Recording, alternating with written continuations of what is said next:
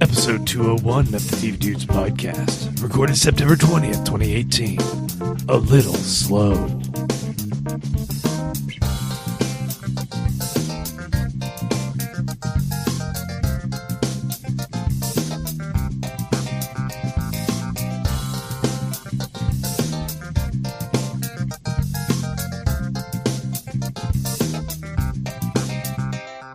We're going prestige format in this, prestige TV style in this new one, right? You like the new approach to our post episode 200. We're going prestige format style. We are in the 200s now. Yeah. It's time for us to shake things up. We are hoping to win a podcast Emmy. Yeah, podcast Emmys. They're called Pennies, Yes. and we might just get one. And you know what else? They're all bullshit. They're bullshit just like the regular Emmys. Unless we win. Unless we win, in which case they're great. They're the best. We love the Pemmys. We appreciate them respecting good art. Yeah. Or our art. Right. Yeah. Do you think they're going to have better awards than the Pezzies, where the awards are your head as a Pez? Oh, my God. That should be the awards for the Pemmys. For the Pemmys, you get the Pezzy? You get a Pezzy for your Pemmy? Yeah. Pezzy for a Pemmy. Okay. Stop the podcast. New title. Okay. Folks, we are the TV Dudes. I'm Grant. I'm Randy. And I'm Kyle. And we are back for our brand new 201st episode. This is a big deal. Yeah, we considered renumbering, but we didn't. No, we're like, should we do another reboot and see how much we can climb again? No, thanks. No, thank you. I think we'll get to 250. We'll just call it quits. We will lock up all our episodes in a vault and be like, we did it. We did 250 episodes. And burn down the studio.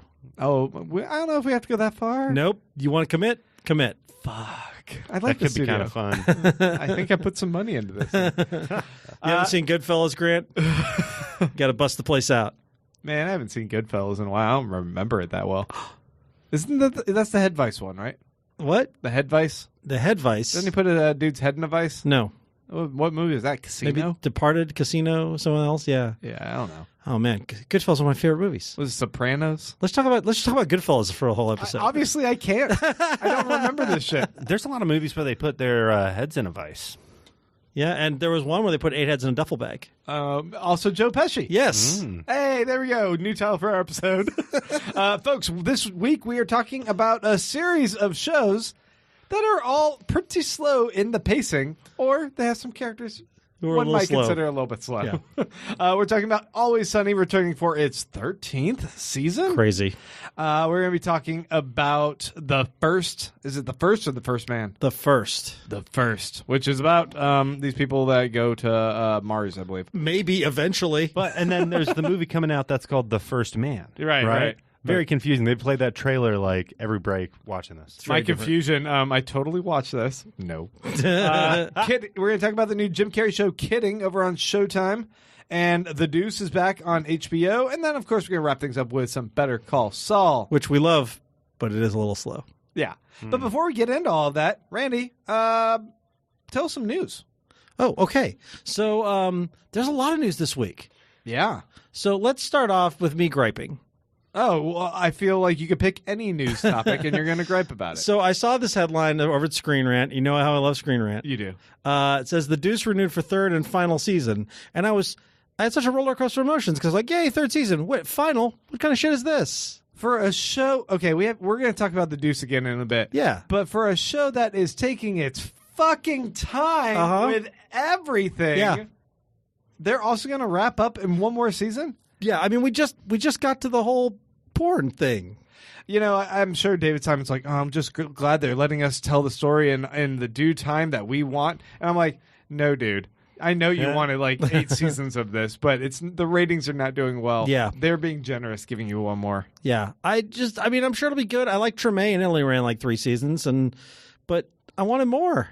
I liked this one. I wonder what the legacy of this is going to be, being a 3-season show. Like, obviously, it's not one that they're going to be like, let's do the movie now. Like, although that could be kind of cool. They couldn't do it. They couldn't do that in a theater with adult movies in a theater. What kind of craziness would that be?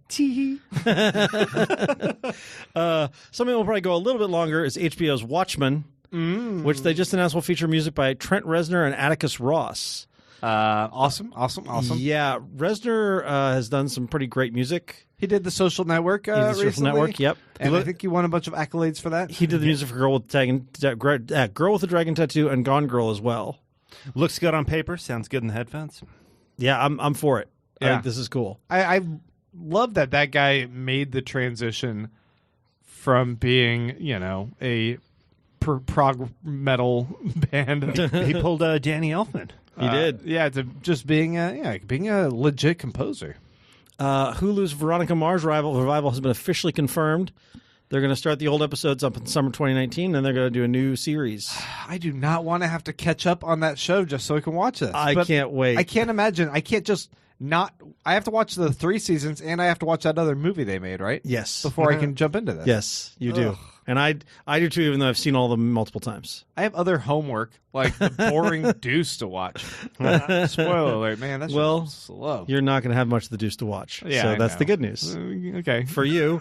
Trade off. I'm super excited about this. Kristen Bell was posting about it today, and that went from like rumor to reality really quickly. Yeah. Speaking of new stuff, Twilight Zone. We knew that CBS All Access was doing a Twilight Zone revival with Jordan Peele. Not only is he like going to produce and everything, he is also going to be like the host and the narrator. He's going to be their Rod Serling. Yeah. Wow. And they put up a little video of him, and it looks great. I'm so excited for this. Pretty awesome. Yeah, I'm excited. yeah, me too. And CBS All Access did great with Star Trek, so I'm looking forward to that. Quit trying to trick us into liking you, CBS. Just stop. They're canceling Big Bang Theory. Yeah, they canceled Two Broke Girls. They're making some moves to try and help you. They're trying to win me over. They're going to put Kat Dennings in something worthy of Kat It's Dennings. not going to happen. No. They're going to do Ghost World as a TV show Oh man, with Kat Dennings as one of the girls. I can see that. Yeah, Randy's down. yeah, I'd watch that. We're hearing this is a rumor. Elizabeth Olsen, Tom Hiddleston, and other MCU actors are going to star in streaming TV shows that are going to be run by Kevin Feige, or however his name. Feige. Kevin Feige, not Jeff Loeb. Going to be run on the Disney streaming service. This is fascinating. Yeah, it's supposed to be a Scarlet Witch and a Loki show. Animated? No, live action. Each one, not together. Scarlet Witch is going to get a limited show. Loki gets a limited show. I love how much of a middle finger this is to the established MCU TV line. Yeah, me too. Well, yeah. So here's what I think is happening here, and I've read a little bit about this as well. They are looking at their streaming service, and they need kind of a silver bullet. It's like, what are they going to get people there? And they're looking at what works, and that's Game of Thrones right now. Yeah. So it's like, if we want to produce that level of content, we've got, the Marvel Cinematic Universe. Let's just put that much money into these shows. And I actually think I read somewhere that it might be an anthology, so we might have like a Loki episode and then a Scarlet Witch epised. That makes sense. It would be taking... And then there was some statement from Kevin Feige, Kevin Feige, where it's like he wasn't against the television, but he didn't want to do any disservice to the films. Yeah. Like anything less than what they can get on film. So this could be an opportunity to do that, or it could be another Agents of S.H.I.E.L.D. I don't think so. I think having Feige in charge of it will make a huge difference. Yeah, he actually has the proper vision, I think, for where these characters should go. He will make this like prestige washable TV instead of the dribble that Netflix and ABC Family are churning out for us. Speaking of which, we're going to cover that again soon, right? Oh yeah, we have to. I think we have to talk some Agents of S.H.I.E.L.D. soon. But there was rumors there's another ABC show in development. They're working on something else with, I don't remember who it was, somebody notable is working on developing another show with ABC. And it was somebody good who I'm like, okay, well, maybe you can do it. No, like at this point, just stop. They should. Clear slate and reboot all of it. Yep. With Kevin Feige, pulling the strings. I agree. I think that they have a monster business here with their alignment with Disney and Star Wars and Marvel, and they're really trying to make their streaming service legit. Yeah. They should reboot it. Well, and they're going to have the Star Wars show on that what's his name? Oh God, who did Iron Man? I'm blanking his name. Jon Favreau is doing the Star doing a Wars TV series. He's doing a live action Star Wars. It's going to be on Disney streaming as well. It's going to be his own universe too. Oh shit! Yeah. Awesome. The person, by the way, I was thinking of is Alan Heinberg, who wrote the Wonder Woman movie. He is developing a female superhero Marvel project at ABC. Pass. And why? If they was developing it at the streaming service, I'd be excited about that. The thing I'm passing on is ABC. Fair. But also, I did want to mention that the anthology thing interests me because you guys remember just after when the movies were just starting to come out, they were doing these shorts for the Blu-rays, like Item 47 that had it was all like the Coulson stuff. The same thing. Those were always fun. Right. And that was what gave me hope for Agents of S.H.I.E.L.D. Like, oh, it's going to be like that. And instead it was what we got. But if they were doing an anthology in the Marvel Universe, even if you did Coulson as the connective tissue or something like that, where he was talking about file cases or something like that, it'd be cool. Although in the Marvel Cinematic Universe, Coulson's dead. So yeah. Well, and never mind. We'll talk about that off mic. Oh, all right. Well, he'll be back. Is that the thing you wanted to talk about? Yeah, back in Captain Marvel. But I got theories around that, and the scrolls that are going to be in this film. Oh shit! And how they might have gotten blasted by lasers in the future. All right, one last bit of TV news here. The live-action Avatar: Last Airbender is coming from Netflix, and when we all heard this announcement, I'm sure we were all like, "Oh God, no!" Why? Because we've seen live-action Avatar, and it was terrible. And it's great as anime. You don't need to remake Avatar. Show us why we shouldn't worry. Yeah, it's Brian Konechko and Michael Dante DiMartino, who are the creators of it, who ran it all the way through. They are now doing it. And it's on... What, not Netflix? It's on Netflix. Yeah.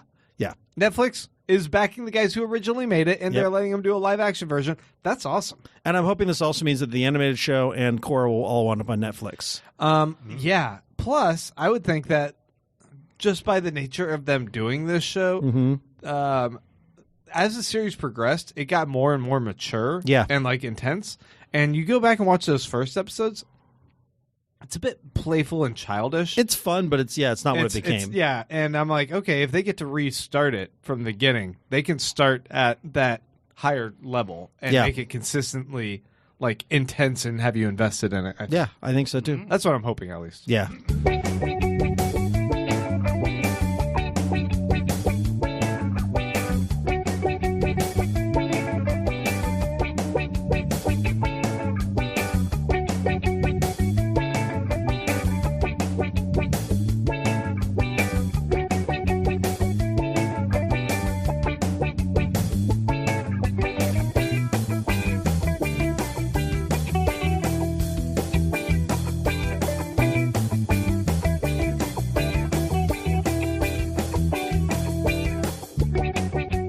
All right, guys. So we are going to be talking about It's Always Sunny in Philadelphia, followed by Kidding over on Showtime, and The First on Hulu. And then we're going to jump over to HBO for The Deuce before ending things, as usual, with Better Call Saul. But first up, It's Always Sunny in Philadelphia is back, guys. 13th season. Lucky 13. Okay. Now, the gang... we're going to hit some spoilers. And this is weird that I have to give a spoiler warning for this show. But we're going to hit some spoilers. And before we do that, I think what we can just all say, did you guys like this episode? The first episode back I really liked. Yeah, and I know what you were going to spoil. Mac, he got abs. Yeah, Mac got super ripped. Mac He's so got muscular. super muscular. Yeah. I mean, I don't know why he did that, but he did it. The dedication that Rob McElhenney is able to do with his body. He and Christian Bale. He's putting Christian Bale to shame. Yeah. Well, he's married to the waitress, right? No, he's married to Dee. He's married to Dee. Okay. Charlie and the waitress are actually married. And it's funny because she's in the show. She's like, we don't know why he does these things. And I'm like, I'm pretty sure the actress is pretty happy with this transformation. Probably not. I bet him having to do that makes his routine. Oh man, nuts. you're right. Yeah. He's never around. He's always got to go to sleep early and wake up early and start working out. Yeah, Mark Wahlberg gets up at 3 a.m. to eat 6 chickens or something. I saw that shit. Man, what a ridiculous routine. Yeah. He's got to make golf. Are we sure he's doing that? Is it possible that that's just a weird thing Mark Wahlberg does? Yes, he has to wake up at 3 a.m. and eat 6 chickens. That he may be naturally ripped, but he has to wake up at 3. Maybe there was a curse. It's actually 24 egg whites, but do you think he throws away the yolks? I'm just that just seems so wasteful. He's bad for the environment. Yeah. No, the yolks are given to different. I'm trying to think of a good someone I can make fun of. I totally ran this to the ground. Given to Donnie. Yeah, Take that, Donnie the yolks are given to Wahlberg. Donnie Wahlberg. Yes, there it is. For the burger mix, yeah. Okay, we're gonna jump into spoilers now because we speculated for quite some time that Glenn Howerton, who plays Dennis, was not going to be here this season, and they really hyped it up. And even in their trailer, it made it seem like he's not going to be here this season. But we're going to find creative ways to fill the void since he won't be able to be there. Well, they will fill their Dennis-shaped hole. Yeah. I feel like they always kind of reach with their marketing to try to do something that's a little weird or out there, right? Or just get people talking in general. And that's kind of, I don't know, that's one of the things I love about the show is you can call it shock value, but they're just always doing something that you want to mention, like when you go to work the next day or when you get talking about the show. So having something like this where then they do the misdirect, I'm not surprised. We had talked like just a couple weeks ago about what if it's just Dennis sex doll every episode, and I was like, oh man, that'd be kind of hilarious. And I thought, especially when they started hearing his voice, that might be what they were going to do. So it was a great little swerve at the end. Well, and I love how the show, like at the very beginning, everybody has their shit together, but it's not really that funny. And you're kind of like, oh no, like what happened to the show? And then when the Dennis sex doll comes out and they just start hearing stuff Dennis says and said, I'm like, oh wait, the pacing snappier, like now it's and then by the end of the show, you're like, oh yeah, you can't do the show without Dennis. Right. Like, there's an obvious void when he's not around, and I there's a noticed it hole even that more. needs filling. Yeah, I noticed it even more in the second episode. Like when he's there, he immediately takes point as the lead guy and like dominates to the point where everyone else is able to play off of his character. Being the narcissist center of attention that they need. He's their foil, but he's also their leader. And I'm like, okay. What I thought was funny though is how much better off the characters are when he's not there. Like Mac got all ripped. They had the bar was successful. They're better off. They are all the characters are all better off without Dennis destroying their lives. Charlie got the waitress, but he wasn't happy with it. No, because Charlie can't be happy. But that's different. That's how he was Charlie's the closest I think we've ever seen him. Yeah, that's true. Yeah. I think that these first two episodes, I'm like, they're kind of funny, but they weren't fully hitting for me like Always Sunny usually does. I agree. I think that they usually have a lot more punch to a lot of the setup and jokes. And I wasn't sure if it was because they were trying to spin the wheels to make the absence of Dennis and then the big reveal work in the first one, and then everything kind of being a little bit over the top in the second one. What was the second one again? It was the escape room with the bottle episode thing where they're kind of contained. The revelation of Dennis's sex room and how much Dean knows about it, that cracked me up. There was one scene where they just look at Dennis and he just goes, "Clever girl." The destruction of the apartment that they would go like. I actually loved seeing them try the way they took on a date in an escape room. I thought that was really funny. Yeah. Yeah, and for how dirty this show can get, they nailed just the simplest joke where they break into two groups and one group has the heart-shaped lock and the other group has the heart-shaped key. And they're like, we better not let these guys know what we have. Yeah. No way we're going to solve it that way. So, yeah, I mean, overall, I'm always excited for this show to be back. Yeah. But it's one of those, I could binge. Or I can watch it week to week, but I wouldn't mind if I missed an episode or two, and it means I can like kind of load up on them. Yeah, I tend to do that too. Yeah. Let's go ahead and jump over then to Kidding. This is the new dramedy, but with Jim Carrey over on Showtime. Mm-hmm. Yeah, so Jim Carrey has two modes. He has his wacky mode, and then he has his serious actor mode. And this is him in serious actor mode. Well, correct. Sort of. Well, I will say this.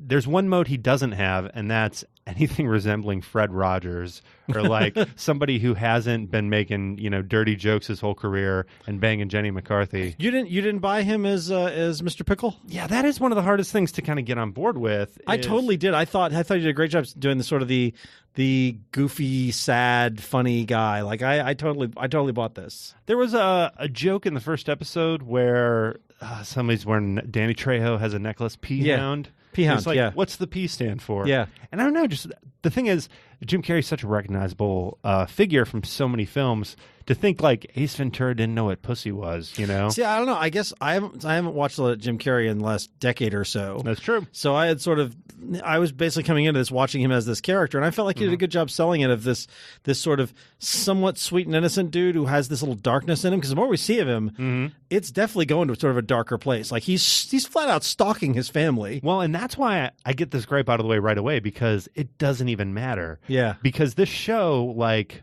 in the 2 episodes we've seen, like it's transformed so much. I highly doubt that by the end of this season, it's going to be kind of what's been pitched to us. Oh yeah. That this weird Michel Gondry type puppety melodrama. Because I could see this thing going super dark. Well, he's losing his mind. The premise of this is that he's the head of this kids show. He's been a Mr. Rogers type for a long time, and he had twin sons, and one of them died in a car accident. And so now he is like dealing with this loss, and it broke up his family. Like he's not with his wife anymore; she's with somebody else. The son who's left behind has become kind of dark and twisted, and it's just messed up. And he wants to like deal with this on the show, and his father, the producer, who's also the producer, doesn't want to do that, and his sister, who's the puppeteer, is having her own marriage. Like it's a weirdly dark show that is somehow super engaging and fun. Oh. Like this should have been super dark and not fun at all, but it's super fun, even though it is legit dark. Well, one of the things that has going for it is also something that has going against it, which Showtime, which will do kind of weird stuff like this and let it simmer. Yeah. The problem is it lets it simmer too long, and then they don't get viewers, and that's this the stuff trick. Doesn't always hit. Can it go a couple seasons and stick around? Because that's what happens with all the Showtime shows. But Michel Gondry has this great sort of weird, sad, quirky, magical realism thing going that really works for this. Yeah, there was parts of it that I was kind of a little like, oh, I thought that the sets to his show would be a little crazier with somebody like Michel Gondry. Yeah. But then he does something like the scene where Mr. Pickle's car is stolen. Oh, I love that. And the guys, they'll return it. Yeah, so these car guys, you see this time lapse of them stealing his car, totally tearing it down for parts, and then they find ukulele. This half puppet, half ukulele that Jim Carrey's character plays. Yeah. And you could tell that these guys have like connected with this. Well, they probably character. grew up watching the show. Yeah. So then just as quickly as they took it apart, they put it back together. And put it back. They park the car in front of the house right as he's getting out, and that's like the opening title card for, I think, the second episode. That was great. The cast here is amazing. Like Frank Langella plays his dad. Catherine Keener plays his sister. And She's one of my favorites. Her. Yeah, big standout. It's a really, really good, strange show. Yeah, I almost feel like in the first couple episodes, because they're putting a little bit of a mystery behind the Pickles character. Yeah. The sister has the more interesting story. Oh, I agree. Yeah. Which I don't want to spoil it, but also Judy Greer is his ex. She's great here. Yeah, she's so good. She's really good at. You don't know if she's just going full out bitch villain or if like she's going to have a redeemable quality. Like she always keeps you guessing. Yeah, but she always does play a little bitchy, which is interesting. Yeah, like she never just gives it to you. You're like, wait, are you the bad guy or now you're being kind of nice? Yeah, I like. There's a moment of sweetness where she sees him going and talking to the cancer patient kid. And you see that she's seeing the guy she fell in love with, but she's also fully aware that can't happen. Like they're done. Well, and I think there's something interesting too with the fact that this isn't a character for him. This is his life. Yeah, like he chooses to be, for lack of a better word, naive to kind of the scarier parts of the world, and now something bad has happened to him, and he's kind of wanting to change up this whole thing with the show. And his dad, the producer's kicking back, and he's like, "No, that's not a kids' show. That's not what we're doing here." Yeah, it's interesting. I like all the characters. I like the story. I still don't know exactly where they're going. I don't know if it's going to go to a place where he becomes like a darker, like anti-hero. I could totally see him becoming the villain of this show. I can too. I think that would be fantastic. But we'll see. I'm super into this. I was very pleased and looking forward to seeing more. Well, over on Hulu, there is the new space drama called The First, And it's got Sean Penn in it, and I believe they're heading off to Mars. Well, maybe eventually. They're trying. There's 8 episodes in this first season. Right. And I got through 4 of them and decided I got tired of watching astronauts be sad. Like sad astronauts. This the is TV show. The mission statement of the first seems to be, boy, it sucks being an astronaut going to Mars. What fun is that? Why? So, can I hit you with one of my new TV gripes? Yeah. Every time I see this in a show now, you're not going to pass from me. But when a guy like shows up somewhere and it's like closed down, like he shows up at the pool's closed. Yep. But he's best friends with the janitor who's working late, and the janitor unlocks the door to let him in on some like weird, last minute date idea. Yeah. Bullshit. This astronaut was not hanging out with the janitor at this pool. Like, oh man. No, they did show that he and his buddy worked out at this pool all the time, so it kind of makes sense. That was also a little weird too. Like, I think the whole weights underwater thing is kind of cool, but they sure kept going back to that scene of him training under the water. Well, that's the thing. This is Bill Willimon does this. It's the guy who did House of Cards, and it has this weird. House of Cards sometimes be sort of weird and slow and all that kind of stuff. This definitely had that, but. It's just like we keep seeing the same things over and over again. I'm like, they don't out and out tell us some things. Like, they don't tell us what happened to his wife. They heavily imply that maybe she killed herself, but rather than out and out telling us, they leave that a mystery. But there's no mystery about what he and his buddy were doing in the pool because they show that to us 100 times. What were they doing? They were swimming with weights. Yeah, it's kind of cool looking. Grant, you want to go swim with weights after this? It looks like a lot of fun. You run along the pool with weights. Yeah, yeah. Yeah. That's kind of cool. You got waterproof weights? Mine are going to rust. What I find funny is the Bo Willimon, he did House of Cards. Yep.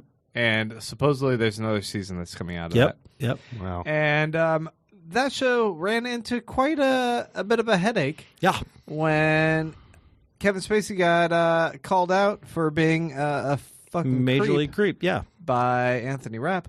And he's off the show. Now, you have Bo Willimon team up with Sean Penn. Yeah. Do we not remember all the bad shit that Sean Penn did apparently to Madonna? Yeah. Wasn't he like a fucking abusive shitty dude? Yeah. Yeah. And now he's like some humanitarian, but he was. You know what's interesting? Is I don't even think he's that. I mean, yeah, I guess the show wants you to think he's great, but I love how like every time he gets into an argument with his daughter, like he's the like, asshole, Mom, and he's like, okay, I'm just gonna walk away and not do anything. It's like, no, you're her dad, and she's in rehab. You got to do something. This all feels like a show from about 10 years ago. He's the shitty anti-hero. It's so not what I want out of a show. I thought this was gonna be like Prelude to the Martian type stuff, but instead, The Martian was always kind of kind of fun and light, and had some like the science was interesting and all the characters were interesting. There's a bunch of characters in here I don't give a shit about any of them. The Martian had intensity. The West Wing had intensity. There's no intensity, like the episode title suggests. Slow burn. Yeah. Well, it starts off. First of all, their big swerve. They start off that Sean Penn's character's been kicked off the mission, and they're about to go to Mars. So right there, and cell services. You're like, okay, so the ship's gonna blow up, and they take 30 minutes to show us this whole thing of like this inspirational launch and all this stuff, and I'm like, just get to the ship blowing up. We all know it's going to happen. Oh yeah, and in that time, Sean Penn demonstrates how, like in the future, Verizon and AT&T are going to totally fix everything. Yeah, and you'll be able to get on a secure line with astronauts in like 2 seconds if you're the right person. Yeah, it's ridiculous and it's slow. And I thought, okay, maybe this is the first episode problem. They really wanted to sell the gravitas of this mission blowing up and all the expectations being dashed, and that we're going to see like what what they're going to do. And no, indeed, the premise is, well, now we've got this guy who was going to command it, so he's going to join the second team, and they're going to go up. And I'm like, okay, so basically all you're doing is you're going to show us what we could have been doing in the first place, which is showing us these guys getting ready to go to Mars, and all that's boring. It's so boring. I don't care. It's the type of show where anytime something bad happens, you go, that only happened so they can fix it. Yeah. You know? Like when I fell off, there was something where like one girl got kicked off the crew. Yeah, all the relationships are stupid. Yeah. She's getting back on. I haven't seen it happen yet, but she's I'm going to spoil it know. for you. Yeah. She's going to be back on. Yeah. It's slow and predictable. And that's unforgivable at So this it's point. not actually the first. It's like the first runner-up. Yeah, it's the first runner-up. Yeah, that should be what it's called. They get to go because the actual first died. Yeah. Mm-hmm. Yeah, I like the people in this too. There's, I mean, Natasha McElhone playing the sort of head of the private concern that launches Mars. She's good, Yeah. but oh man, yeah, Great. I tried, How awesome would it be if the very last episode is the second crew going up? and they explode. The ship explodes again. And you just see Sean Penn. Fuck. Yeah, this is not worth. I have friends who've enjoyed this. I find it. I would say don't waste your time. We got way better stuff coming up that Yeah. I'm sure is going to dwarf this. All right, guys. So Starstruck. enough talking about slow shows. Let's talk about the Deuce.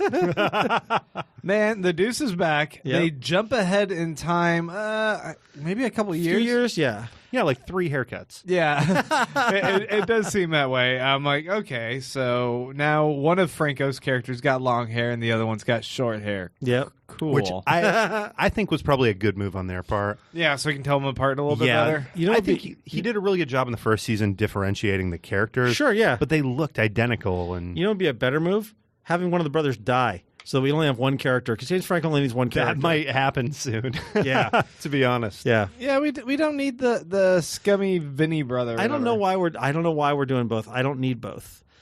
I would love to see the older brother or the nicer Franco, I'm going to Yeah. call him. I'd love to see him have to kill his brother Sure. for some reason Yeah. or another. So with the first season, we got the slow rollout of the move from the prostitution game to New York, making it not so much legal, so much as like the cops are now going to turn a lot more of a blind eye to Yeah. particular cities. It's kind of like what they did with the 4th season of The Wire. Yeah. And that sex and crime are going to kind of rise in this particular area of New York, and the mafia is going to back a big play for a porn industry to kind of Yeah. rise.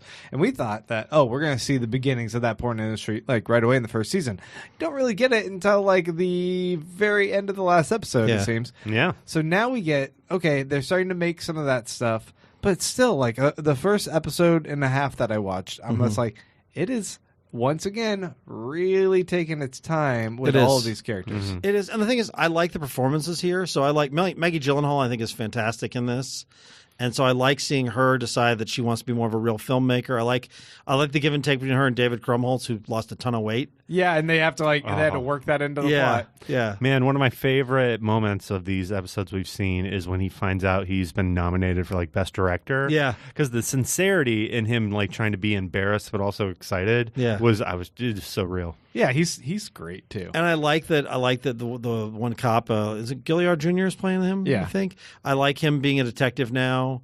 I like what Simon and Pelicanos do. I like the sort of like looking at things from a ton of different angles. Everything Franco's doing is boring. That is a boring plot. That's true. Him looking for his brother, I'm like, I don't care. I don't Yeah. care about either of you guys. You're Yeah. you're both kind of Yeah, then harken back to the first episode in the first season, which they set it up leading me to believe that his brother was going to be in a lot more trouble throughout the season. Yeah. And that wasn't the case. Then to jump back in this and have that very uneventful ending where he just essentially in a moment forgives the reason he was looking for him the Yeah. whole episode. Yeah, I'm hoping they're building to something more. Well, the weird thing is, I can't tell what Franco's character's arc is. It's like he's got the club, and I'm like, you have Chris Coy's character doing a club. Like, you don't need another person running a club. Like, I'm not sure what his purpose is to be in the show at this Right. point. Ooh, speculating, it would be really great if, for this builds into some like giant crime conspiracy. Yeah. And his character, who's arguably one of the more honorable characters on the show, like is the fall guy for this whole big thing. So we see everybody else be shitty, and then he's the one who has to like do the time or take. Yeah, I don't know. It feels like he doesn't belong. Like his story seems like it's done, and they should have cut him. But he's James Franco, so of course they're not gonna. and his girlfriend Don't care about her. don't really care about her. Like it has the glimmers of being a little bit more interesting. Like she could dip her toes into what Vinyl was doing with like Right. the burgeoning punk rock scene. I'm Right, like, okay, right. that could be interesting. But again, they're really just like hinting at it on the fringes. I'm like, make something happen each episode, please. Yeah. In the first season, when she was trying to help one of the prostitutes, like, I guess get out of that situation, like there was some real risk behind that, and it was interesting. Like her character served a point. now that the pimps aren't as needed or Yeah. as necessary, Yeah. that danger's gone. And they haven't really given her anything else better to do yet. You know, it reminds me of, we're going to talk about Better Call Saul here in a minute. Mm-hmm. And Better Call Saul is a slow show. But what's fascinating about Better Call Saul, if you read the synopsis of what happens each episode, Yeah. most boring thing you could probably think of. Right. You watch how they film the most mundane scenes, and they make them exquisite, just fascinating to Right. watch. They take and elevate it to complete art. And I watch this one, and I'm just like, everything is dirty, everything is gross. A lot of the cinematography is, I don't know, it's not riveting. I'm like, okay, you guys are staging like crazy. It looks cool. It looks like 70s New York. I set. mean, that's impressive. But it also makes me want to vomit, and I'm not like wowed by the cinematography or anything. It's just pedestrian. I don't know. I'm still I still like this show. I still like the stories, but you're not wrong. Like everybody seems like it needs just a little bit of adjustment to get it going. Yeah, or there needs to be a little bit more risk thrown in. Like, we need a reason to feel for our characters again, that they're in actual danger. Right. Something. Mm-hmm. Make me care. Make me care about any of these people and their journey, aside from Maggie Gyllenhaal, who they don't use her enough. It's agree. very frustrating. I agree. She had an awesome moment, though, in the second episode. What was it? When she's getting advice from the other director. Yeah, that was really good. That scene was fantastic. Don't use whores. They're dead in the eyes. And, oh, man, like that. I audibly gasped when I saw that on TV. Yeah. Okay, let's jump over to Better Call Saul then. Yeah. Now that I'm done bitching about the Deuce. Because I'm going to watch it, but it's another show. I just got to wait and have a build-up of them, and then that Phrasing. That one feels... that one really feels like homework to me when I watch that show. I feel like I look at the clock, and I'm like, this is an hour and 15 minutes, and it's not going to even move as fast as Ozark, or be as at least... like thrilling. Oh, that's interesting. I would watch the Deuce over Ozark any day. Oh, really? Yeah. At least the Ozark, I feel something. I feel like threatened. I feel like intensity. Here, it's just mundane. Oh, I don't know. Something about the way Simon does things. Like I'm always riveted to the Deuce. I love Treme too, and Treme was super slow. Oh, yeah, it was. So it's just a sensibilities thing. It just fits me. So, Better Call Saul. In this episode, the opening I thought was brilliant. They do this opening that does a split screen. Yeah. A day in the life of Jimmy and a day in the life of Kim. Yep. And I think it's like 2 different days, but it actually becomes like this, the monotony of their routine and how they're slowly drifting apart. What was the song they used? I don't recall. Because they used the full song. It was good. They played. It's a good song choice, but they played. I mean, I think it's the whole song. It's a 5 or 6 minute sequence. and it's because they're skipping ahead a year. Is it? Oh, a whole year? It skipped ahead to 2003. Oh, because, well, I mean, interesting. He's still doing time. He can't practice as a lawyer yet. Right, but he's almost done. I think they were getting toward. It's like it's not a full year, but it's a long time. Yeah, a good chunk of time has passed, and you see that. I love the one particular scene where they're split screen, and he's going through his life, she's going through his life, and you see they're brushing their teeth together, and then they're not brushing their teeth together. Then they're both sitting at the table eating, and they're separated by this line. Yeah. And you see that even when they are together, They're separated. I like that, too. Distant from each Yeah, other. because at one point he hands her like a salt shaker or something through the line, so you can see that they're in the same place. But yeah, that division is there the whole time. And that scene is just so indicative of what this show does. It can tell so much of a story wordlessly through just a bunch of great editing, and great filmmaking. Well, and one of the things with Breaking Bad and with this is that the settings, just like the vehicles, are very much a character. And when you see him in this apartment, you're like, this apartment is way too nice for this show. Like, nothing good is going to happen here. Yeah. Like, this is totally a misdirect because, this is meant to represent something else. So Right. we definitely see that in this one. You know, there's this other little scene. Yeah. Just, while I'm just singing the praises. Kim is at the courthouse when she's trying to help Huel. And they just have this one scene of her putting a quarter into the vending machine to get something. But they do it from the inside of the vending machine, showing the quarters slide in. And other shows, why would they ever bother to take apart a vending machine, open it up just to get the inside shot. But they do it here, and it looks fantastic. And then they pull out from there to show that she's feeding the quarters in. And it just adds so much more to how they tell stories and how they think about each little shot. Better Call Saul and Breaking Bad love to do that kind of thing, the weird shots and that kind of thing. Yeah. It's so great. So this may have been last week, but is this our first mention of him Saul? using the Saul name? It is the first mention. Yeah, so he got the new business cards, and he's actually going by a pseudonym just for his selling street phones. Clearly, he doesn't want his lawyer name associated with his cell phone business, so he creates a new identity. Well, I would have liked. Here's the thing. I know I've griped on at times about like I don't want to see the origin of the Super Lab. I don't need to see the origin.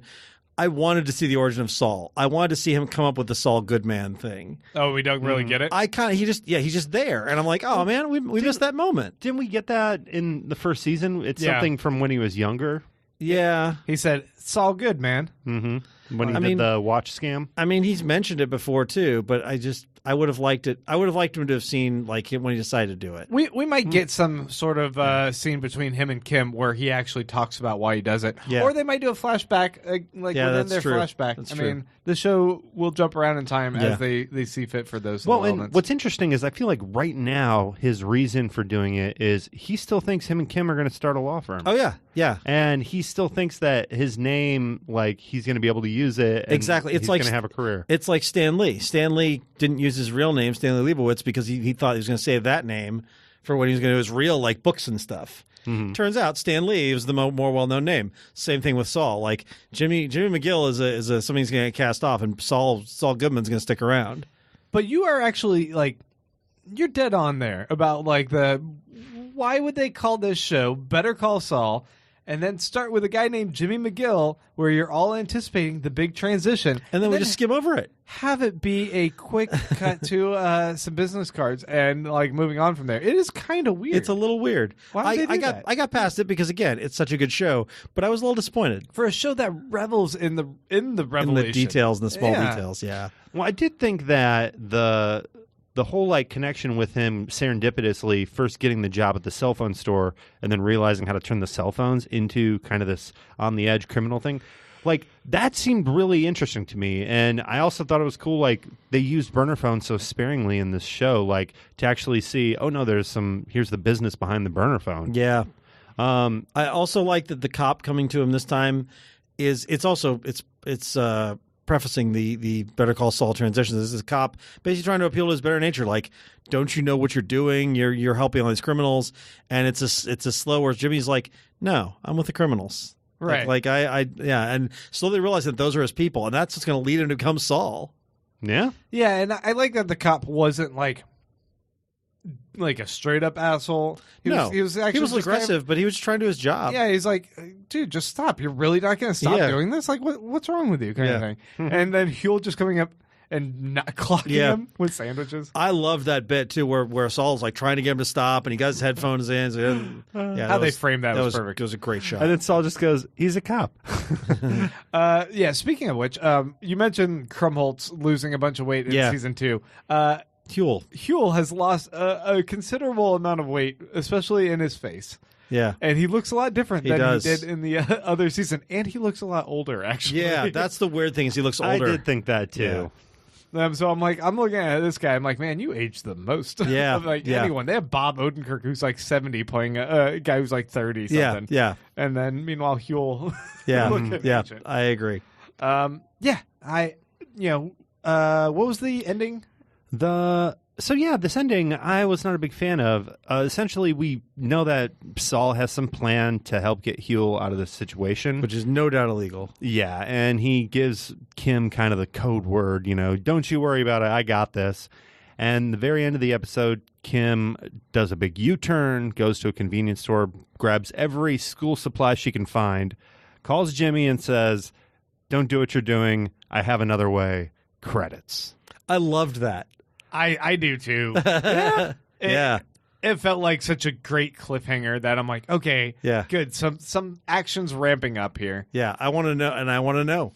But what she's so I think worst case scenario, she's found like a legal way to get out of it. Mm-hmm. Isn't that really that climactic? I thought it was. It's not like somebody choking on their vomit and then somebody going, "Oh, I'm going to walk." But the that's other why way. I liked it. It's not life or death, but it is life or death for Huel. I feel like it's scheming Yeah. for her. Like I feel like she's doing something a little bit underhanded that she doesn't want to do. But what I like about it is what it shows between how she still views her relationship with Jimmy. I think that, in the beginning it shows that they've definitely strayed apart from each other. Mm-hmm.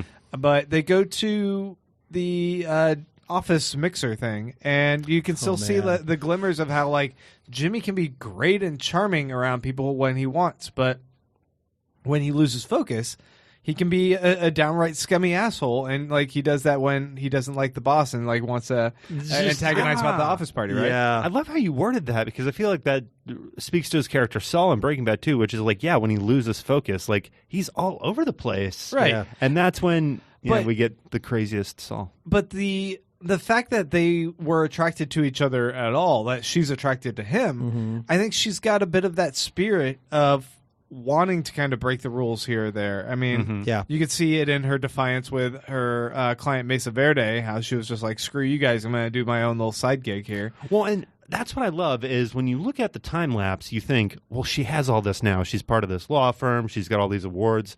But the thing is, those are fuck you awards. This is a fuck you job. Like, she only did this because she had this situation with Saul, which is still kind of, I don't even know how you would explain that.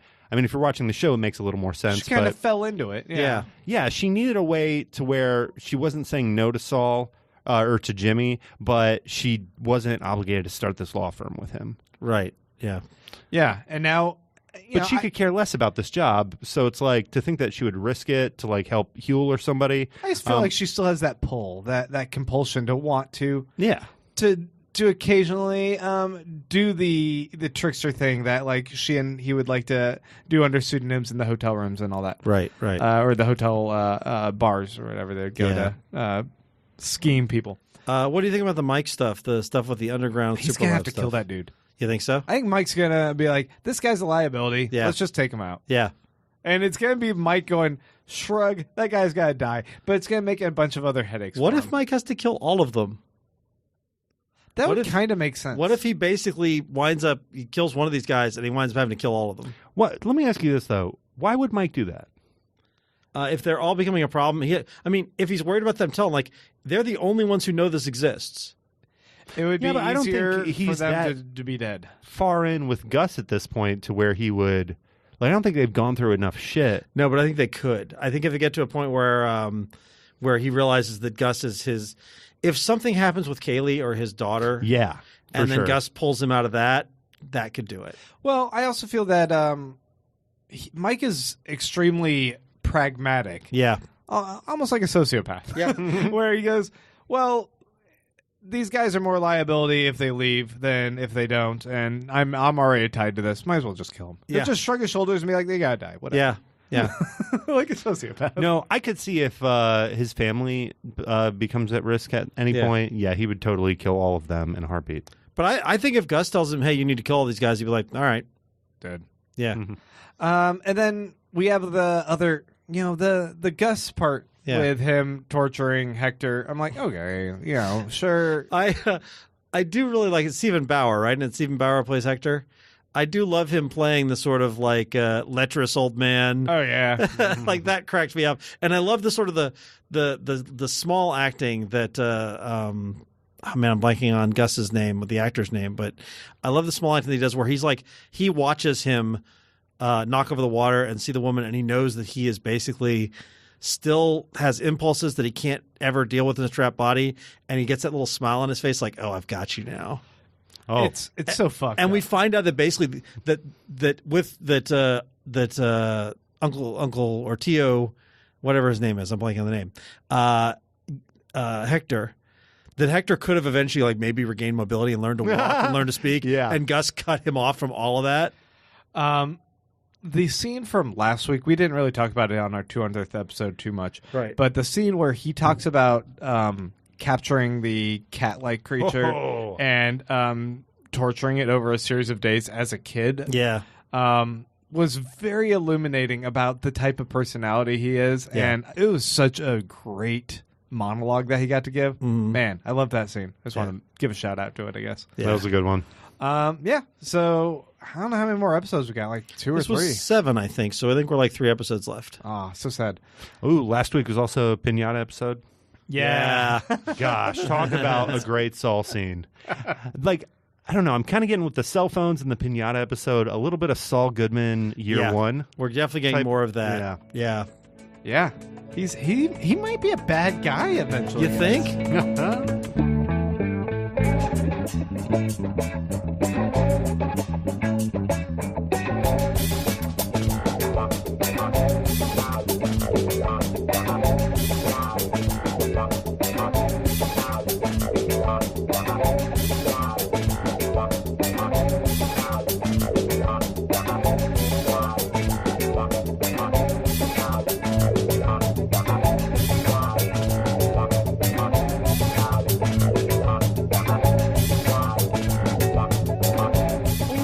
It's time for dessert, Randy. That's right.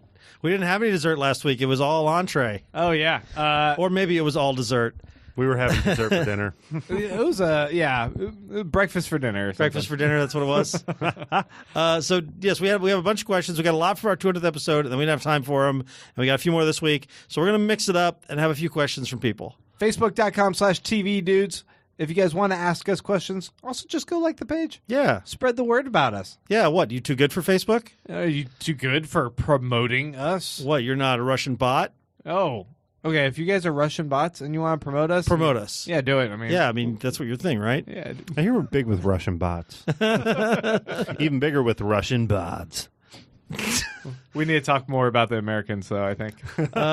Zach McLernan says, while the TV Dudes did reach 200 episodes, huge congrats, guys and girls. Thank you. Sadly, it has been announced that Trial and Error is being informally canceled on NBC and is being shopped around. Who do you think would take the mantle and save this great show, or should it be allowed to pass on as so many other great NBC comedies before it? It should go over to Fox. It should go over to Fox. That'd be hilarious. There's a trade Z for you. Yeah, I a can little see that. draft action. It kind of felt a little ABC-ish. But again, I think they're just kind of going to leave those shows they have on over there on for the rest of time. Yeah, I think that's the answer. It's Fox or ABC. I mean, maybe Hulu could do it, but I don't think it's going anywhere. I think, unfortunately, probably 2 seasons. I mean, I would have loved to have seen more of it, but 2 great seasons, I can't complain too much about that. I wonder why, what's that channel, Investigation ID, or like the Criminal Trial Network? I don't know. Oh, yeah. Yeah. Why doesn't Court one TV. of Come on, guys. Court TV pick it up, and then they can start their comedy programming. Content is king. Kyle Volti says, 200 episodes, where does the time go? So given the nature of TV, what was the most influential moment in TV during the run of the podcast, and any ideas as to what will make waves in your next 200 shows? What was the most influential television show for all of us? Breaking It must have been Bad. Breaking Bad, right? It's got to be Breaking Bad. From the time of us doing this, I'm pretty sure Breaking Bad was the most discussed and then the most brought up over the course of everything else. Well, especially after Better Call Saul. I mean, it's so extended it. referential. Yeah. Yeah, Breaking Bad is definitely it. Well, do you consider Lost to be kind of like pre-TV dudes? Yeah. Yeah, Lost was pre-TV. Lost Well, then wrapped up actually before TV Dudes started. I think that's right. Well, there was some fan art of us in Lost. 2004 to 2010. It was pretty No. close. Yeah, we started in 2010. Yeah, we did. So Yeah, but we were near the end of 2010. I think we must have already. I don't think we talked about Lost at all. I think on it TV just Dudes. ended. We've never talked about Lost on the show. Wow. Well, I think the only other show besides Breaking Bad that would even come close would be Game of Thrones. Yeah, and I think not just for the podcast, but for like TV in general too. Right. And in terms like Breaking Bad is phenomenal TV, but Game of Thrones has created like this new genre in TV where it's like cinematic quality, like gigantic budgets. Yeah. But I feel like because it's HBO, it's unapproachable for most other other networks can't touch that, and so it Right. kind of is this other category of like super high quality television. But Netflix has the money for that kind of thing. they do. They spread it around though. They Yeah, give a that's little true. bit to Adam Sandler, a little bit to Rob Schneider, and then there's not very much left for Hemlock Grove. So HBO is smart enough to not be in business with Rob Schneider. Is what you're But that does bring up one thing. The biggest change has been the increase of streaming services. Like Greg, you and me and Greg always talked about it early on about the changes in TV, and we've watched that happen in real time. Right. Yeah. Especially like when HBO Now launched, that was a huge change. That was a seismic shift. We can actually go back to 5 years ago when we talked about, well, I bet in 5 years we will be watching almost everything. Yeah. Even sports is now all streaming. Yeah. So. That blows my mind because that's one of those things with licensing alone. You just never would have believed it'd be so easy now to pay $5 and watch a sports game anytime you want. Well, and the crazy thing is like how many of us TV dudes who watch so much TV have all cut the cords and not felt the loss. Yeah, well, I mean, yes, we all steal cable logins from our parents, but Thanks, that's Mom different. and Dad. But even without that, we're like not real cord cutters, are we? the thing is, like, I did the math. I could buy those shows, and it still makes more sense than having a cable login. Yeah, cable's dead. Cable's dead. But thanks, Mom and Dad, for having it so that I can still watch stuff without paying for it. While we're on it, I just got something that is kind of a game changer for me. Finally got an HD antenna. So I got like my Fox, NBC, sure. PBS, all that types of stuff. And I freaking love it. I guess I just haven't had it in a while. It's just kind of nice turning the news on for a little bit. My wife had that, and I never watched live TV. I never, ever watched live TV. Well, now I'll be there when Jesus Christ Superstar live event happens. I thought you meant when Jesus Christ actually came back. Yeah, I'll be watching. Live on TV. Yeah. Whoa, check this out. Channel 3. But the second part of Kyle's question was, what will make waves in your next 200 shows? So 200 shows is 4 years. What's going to happen the next 4 years? What would be the next big show? It's going to be a channel geared towards the deaf that has very in-depth programming without any sound, all subtitles. But it's going to be like Breaking Bad level programming just without sound. I kind of want to see that, to be Silent honest. television. I'm inventing the future. I love it. I love the idea. I don't know about that. The Watchmen. You think Watchmen's I'm gonna be trying big? to think of what's another big show that's upcoming that could be a bit of a game changer in reshaping. Yeah. I just always bet on Lindelof. Yeah, that Oh my Watchmen gosh. could be a big thing. Have you guys seen like the new iPhone? It has Memojis. They're like Bitmoji versions of yourself that No, you I can have customize. not seen this. Okay, so there's some shows that are bad, like Big Bang Theory, Roseanne. Yep. What if technology in the future allows us to take those shows and turn all the characters into cartoon characters, and then we can actually watch it as an animated program? Maybe that'd make it better. I thought, Kyle, you were going the other way. What if you could insert yourself and your friends into into any show so that you can make the gang from Always Sunny Bitmojis of the TV dudes? That would be awesome. And then it's you and your friends in the show. Yeah. I love the idea of open source television in some way. Yeah, that. I think there was another question we got, like, what's TV going to be like in the next 200 years? That's actually Alec Miracle asked, what do you think television will be like in 200 years? So we'll cast out from the 4 years to 200 years. Yeah, I'm like, okay, like, what if the technology got to a point where, we could engage in open source television? Like, someone makes a story, and then other people can take and rearrange the story in whatever way they see fit to alter how it plays out. But maybe in a way that more fans it resonates with. Well, TV's only been around for like 60 or 70 years, right? Right. I mean, so who knows? But, I mean, I think the obvious place it goes in 200 years is holodecks. Oh, yeah. Well, the Interactive, full virtual reality TV. Oh my God, holodecks would be so good. But I was going to say, we know for sure that they're going to figure out a way to give out more awards for TV, but in a ceremony that lasts less time. Actually, it's going to be shot into your eyes like lipverts. Yeah. The whole Emmys we watched in 10 seconds. It's like, that was a lot of awards. I mean, I do think that, storytelling will always have its place for humans. We want to absorb stories. Sure. But I also think that we're very sedentary. We want to sit and enjoy a story. I don't necessarily see us wanting to stand up and I think there's a place for it.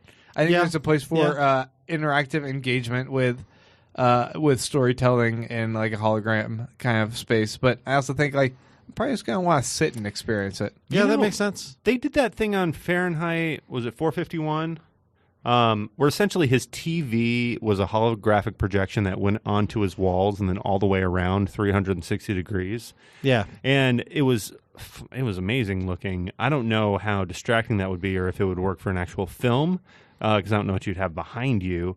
But in terms of like those screensavers and stuff, that would be insane to see. Something more 200 immersive years. might be what might be the future. Immersive television. Like my fantasy is middle of the night, like great stars out, sitting on like a golf course green on like a really comfy couch with my TV out there, just like binging Netflix like on a golf course in the middle of the night. Yeah, with like the sprinklers going, but not getting you wet.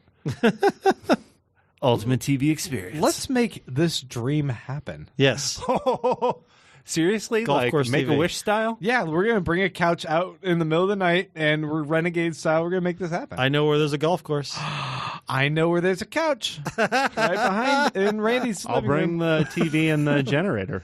Actually, I have a battery-powered... we have iPads. What are we talking about? Yeah, get your drone out. We're going to film this shit. Join us for next week's episode. The TV dudes get arrested for... Live from the links at Green Carriage Crossing. All right. Paul Mampelli says, since it's the 200th anniversary, I have 2 questions if that is allowed. Do it. 1, since Plain White T's song Dear Delilah is being planned to be made into a TV show, okay. What songs would you think to be a great TV show?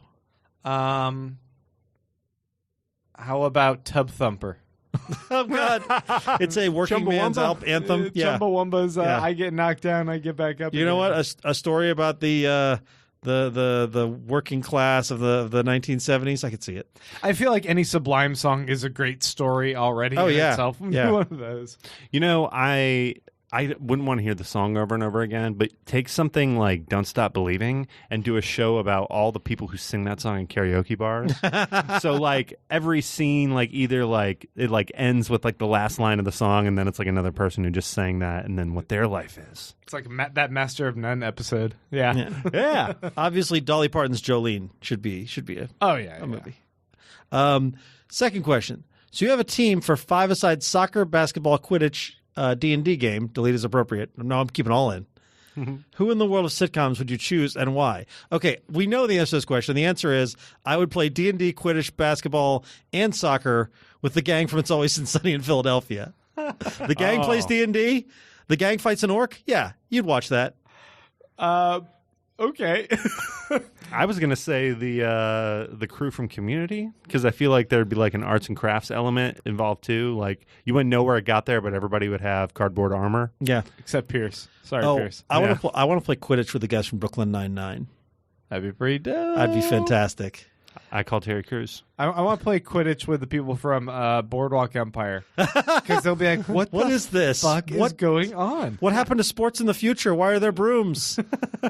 If we played Quidditch with the Crackle hit TV show Snatch, the main actor would probably roll his eyes. Yeah. Michael Castini says, "Hey dudes, congrats on 200 plus episodes. Thank you. In today's TV market, it feels like less is better as more and more shows seem to be aiming for shorter seasons and complete runs. Less is the worst. Yeah. He thinks he's better. Do you dudes have any arguments for why shows should go past 200 episodes? Or will this high of an episode count soon be a thing of the past?" So 100 the syndication number? Yeah, it was. I don't think it matters anymore. So now 200's like super syndication. Yeah, what's 200 episodes. Cheers, Friends, Bonanza. Always Sunny? Did Always Smoke or some shit? Has Always Sunny had that many episodes? They're about like 13 seasons and about 10 episodes a Oh, season. so not quite. No. You know what could hit 200? What? Is this Jordan Peele Twilight Zone if it's any good? That's a good Yeah. point. Twilight Zone had hundreds of episodes, so many good ones. Yeah, an anthology. I could definitely see that. That's a good answer. Well, you know, the easy answer is all of the, like, whenever you do the TV trivia, like longest running TV shows, Yeah. it's like Good Morning America and the Today Show. Like, Yeah. because those have been going continuous since TV started. Yeah, but are there shows that should go past 200 episodes? It's Always Sunny has 136 episodes out so Okay, far. all right. Yeah, because Alex Mitchell asked the question, what current shows do you wish could go to 200 episodes? And, like, I don't know that I want anything to last that long. Yeah. You know what could happen? This Yeah. isn't the answer to the question, but I think there's some comedies like It's Always Sunny and kind of the more visceral stuff where they have the snappier jokes that could work in the micro format. You know, the 60 seconds to like 3 minutes long in something to where maybe we get a few episodes a week. And I could definitely see 200 micro episodes of a comedy like that. Yeah. But I don't think TV's going that way because you can't really advertise a bunch of stuff in 3 minutes. Like a Vine episode. Yeah. Or Really Funny or Die is kind of where it's at, or like YouTube comedy. Right. I think of all the shows I love, like I think of like go to Star Trek Discovery, You're the Worst, like the variety of shows that I like. There's none that I actually want to go to 200 episodes. No, not a single one. I wish that Simpsons was off the air. Yeah, me too. I feel like that's run its course. Yep. Cut it out. Yep, I agree. Well, Bob's Burgers. I could see 200 Bob's. Could you really watch 200 episodes of I that? stopped watching Bob's Burgers 2 seasons row. ago. I can watch But wherever I want. every time it's on, it's so good. Oh, it's always good, yeah, but it won't always be. Simpsons prove that. You know, I'm gonna look. I'm gonna look it up. I'm gonna see how many right. episodes we've got of Bob's Burgers. All right, while you do that, I'm going to ask our final question. Do it. Jonathan Habmichael says, "Hi, dudes. Was fun recording with all of you last time. Still weird for me to listen to my own voice. Me too. That was pretty fun too, yeah. I mentioned 150 episodes, by the way, of Bob's Burgers so Okay. far. More than Wow. It's Always Sunny.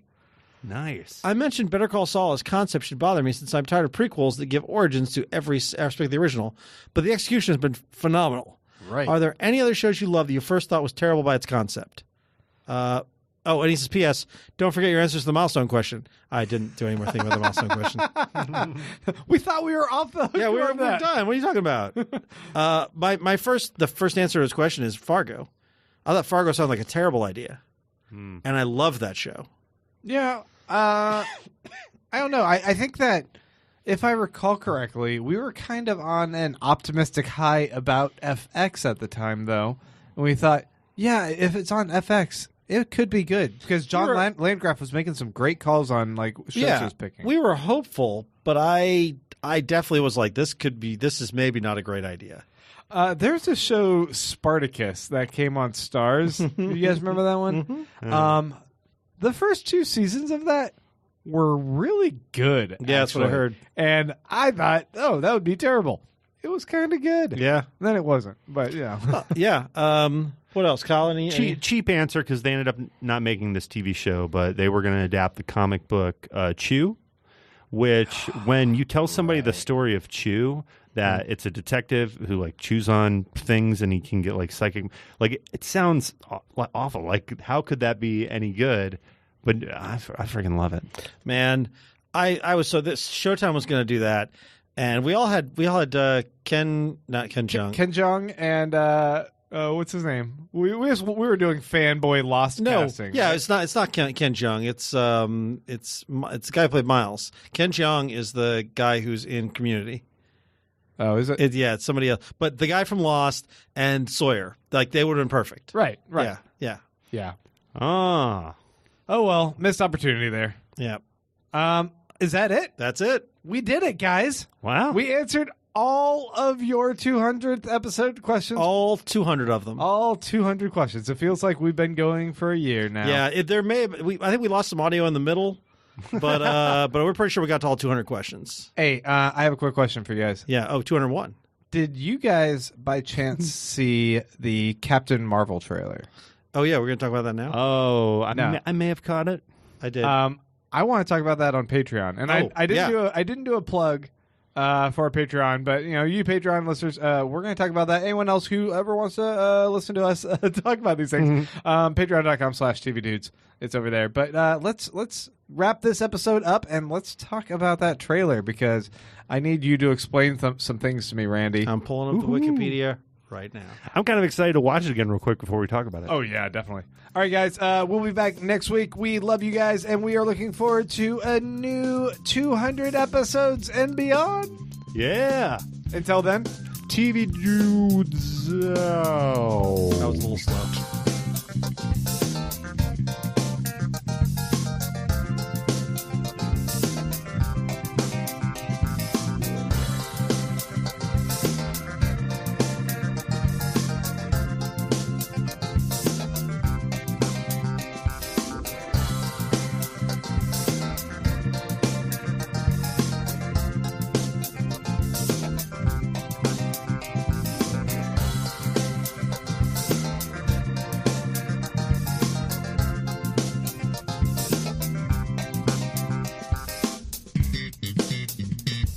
The TV Dudes is an independently run podcast and a member of the Electric Sweater Podcast Network. We are exclusively listener-supported. If you'd like to help us out, go to patreon.com/tvdudes. You can like us on Facebook and Twitter @TV Dudes. All the music for our show is by our friend and original TV Dude, Gregory J. Amani Smith. To find out more about us, go to thetvdudes.com and electricsweater.com. I'm Grant Davis. Thanks for listening.